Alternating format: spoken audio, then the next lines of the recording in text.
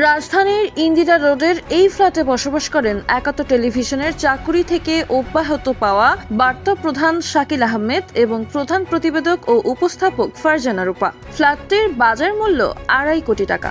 দামি গাড়ি ব্যবহারের নেশাও আছে তাদের। সাংবাদিকতার আয়ে এই ফ্ল্যাটটি কেনা সম্ভব না হলেও শাকিল রূপা সাংবাদিক দম্পতি এমন আরও অনেক সম্পদের মালিক।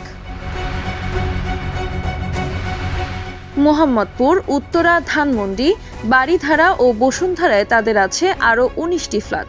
এসব ফ্ল্যাটের বাজার মূল্য 35 কোটি টাকা। 4 মেয়াদে শেখ হাসিনা সরকারের কাছের মানুষ হিসাবে পরিচিত শাকিল রূপা তথ্য প্রযুক্তির খাত থেকেই হাতিয়ে নিয়েছেন 300 কোটি টাকা। বিএনপি জামাত বিরোধী প্রোপাগান্ডা সেলের প্রধান হিসেবেও কাজ করেছেন তারা। পুলিশ, র্যাব ও এনএসওয়াই এর ডিজিটাল প্রচারণাও তৈরি হতো তাদের ব্যক্তিগত প্রতিষ্ঠান থেকে।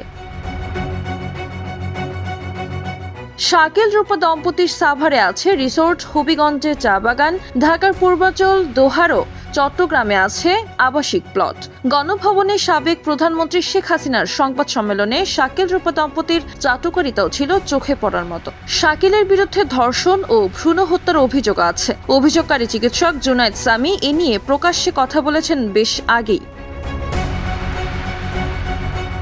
বুধবার দেশ ছেড়ে পালানোর সময় শাহজালাল আন্তর্জাতিক বিমানবন্দর থেকে হত্যা মামলায় গ্রেপ্তার হওয়া শাকিল রূপার বিচার চেয়েছেন বিভিন্ন শ্রেণী পেশার মানুষ।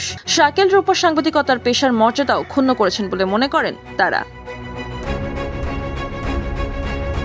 মারিয়া মায়া, নবীন নিউজ, ঢাকা। এখন থেকে প্রবাসীদের সকল অভিযোগ প্রকাশ করবে নবীন নিউজ।